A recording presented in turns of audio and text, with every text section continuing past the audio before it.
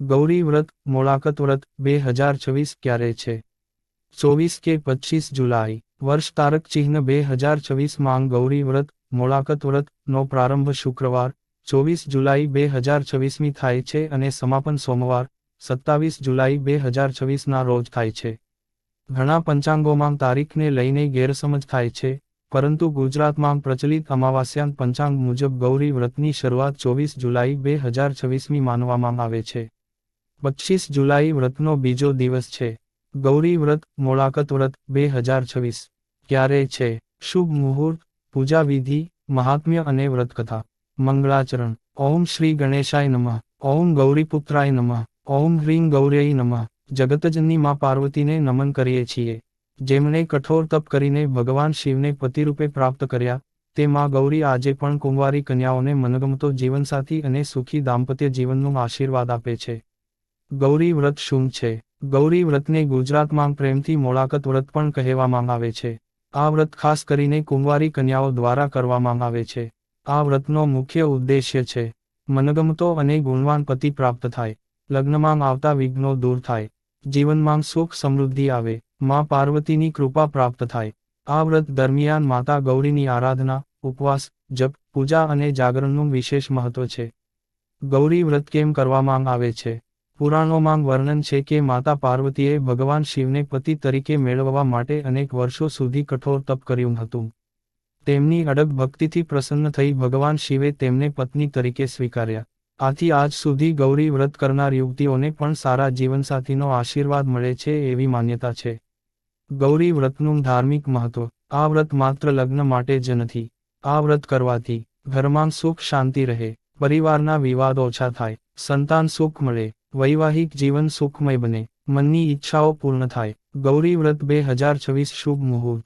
વ્રત પ્રારંભ 24 જુલાઈ 2026 શુક્રવાર. સમાપન 27 જુલાઈ 2026 સોમવાર. પૂજાનો શ્રેષ્ઠ સમય. બ્રહ્મ મુહૂર્ત પછી સ્નાન, સૂર્યોદય પછી સવારે પૂજા કરવી શ્રેષ્ઠ. સાંજે દીપ પ્રગટાવી ગૌરી માતાની આરતી કરવી. પૂજા માટે જરૂરી સામગ્રી: ગૌરી માતાની મૂર્તિ અથવા ચિત્ર, લાલ કપડું, કંકુ, અક્ષત, હળદર, ચંદન, ફૂલ, દૂર્વા, શ્રીફળ, ધૂપ, દીવો, ફળ, મીઠાઈ, પંચામૃત, કલશ, પાણી. ગૌરી વ્રતની સંપૂર્ણ પૂજા વિધિ: સવારે વહેલા ઉઠીને સ્નાન કરવું, સ્વચ્છ વસ્ત્ર પહેરવા, પૂજાના સ્થાનને ગંગાજળથી શુદ્ધ કરવું, બાજોઠ પર લાલ કપડું પાથરવું, ગૌરી માતાની મૂર્તિ સ્થાપિત કરવી, દીવો પ્રગટાવવો, ગણેશજીનું સ્મરણ કરવું, કલશ સ્થાપના કરવી, ગૌરી માતાને કંકુ, હળદર, ચંદન, ફૂલ, અક્ષત, ફળ, મીઠાઈ અર્પણ કરવી. ત્યારબાદ ગૌરી મંત્રનો જપ કરવો. મંત્ર: ઓમ હ્રીં ગૌર્યૈ નમઃ 108 વખત જપ કરવો. પછી ગૌરી આરતી કરવી. વ્રતમાં શું ખાવું? ઘણી કન્યાઓ નિર્જળ અથવા ફળાહાર કરે છે. ફળ, દૂધ, શિંગોડાનો લોટ, સાબુદાણા, રાજગરો, સિંગદાણા. વ્રત મુજબનો આહાર લઈ શકાય. શું ન કરવું? ક્રોધ ન કરવો, ખોટું બોલવું નહીં, કોઈનું અપમાન ન કરવું, તામસિક ભોજન ન લેવું, વ્યસનથી દૂર રહેવું. જાગરણનું મહત્વ: ગૌરી વ્રત દરમિયાન ઘણા સ્થળોએ અંતિમ દિવસે અથવા પરંપરા મુજબ રાત્રે જાગરણ કરવામાં આવે છે. જાગરણ દરમિયાન ગૌરી ભજન, શિવ ભજન, આરતી, નામસ્મરણ, કથા સાંભળવાથી વિશેષ પુણ્ય મળે છે. ગૌરી વ્રતનું મહાત્મ્ય: સ્કંદ પુરાણ સહિત વિવિધ ધાર્મિક પરંપરાઓમાં માતા ગૌરીની ઉપાસનાને કલ્યાણકારી માનવામાં આવી છે. જે કન્યા આ વ્રત ભક્તિપૂર્વક કરે છે તેને સારો જીવનસાથી, સુખી દાંપત્ય, અખંડ સૌભાગ્ય, સમૃદ્ધિ, સંતાન સુખ, માનસિક શાંતિ મળે છે એવી માન્યતા છે. પ્રેરણાદાયી કથા: પ્રાચીન સમયમાં એક ગરીબ બ્રાહ્મણની પુત્રી હતી. તે ખૂબ ધાર્મિક હતી પરંતુ તેના લગ્નમાં સતત વિઘ્નો આવતા. એક દિવસે એક સાધ્વીએ તેને ગૌરી વ્રતનું મહત્વ સમજાવ્યું. કન્યાએ સંપૂર્ણ શ્રદ્ધાથી 4 દિવસ ગૌરી માતાની આરાધના કરી.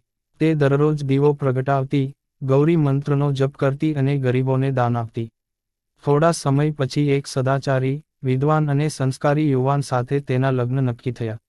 લગ્ન પછી તેનું જીવન સુખ, સમૃદ્ધિ અને શાંતિથી ભરાઈ ગયું. આ કથા એ સંદેશ આપે છે કે શ્રદ્ધા, સંયમ અને સદાચાર સાથે કરેલું ગૌરી વ્રત જીવનમાં શુભ ફળ આપે છે. ગૌરી માતાની પ્રાર્થના: હે મા ગૌરી, અમને સદ્બુદ્ધિ આપો, અમારા જીવનમાંથી દુઃખ અને વિઘ્નો દૂર કરો, સુખ, સમૃદ્ધિ અને સૌભાગ્યનો આશીર્વાદ આપો. અમારા પરિવાર પર તમારી કૃપા સદા વરસતી રહે. વ્રતનું ફળ. ગૌરી વ્રત ભક્તિ અને નિયમપૂર્વક કરવાથી એવી ધાર્મિક માન્યતા છે કે મનની મનોકામનાઓ પૂર્ણ થાય, લગ્નમાં આવતા અવરોધો દૂર થાય, દાંપત્ય જીવન સુખમય બને, પરિવારની સમૃદ્ધિમાં વૃદ્ધિ થાય, ભગવાન શિવ અને માં ગૌરીની કૃપા પ્રાપ્ત થાય. નોંધ: ઉપરોક્ત મહાત્મ્ય અને ફળો હિન્દુ ધાર્મિક પરંપરાઓ અને લોકમાન્યતાઓ પર આધારિત છે.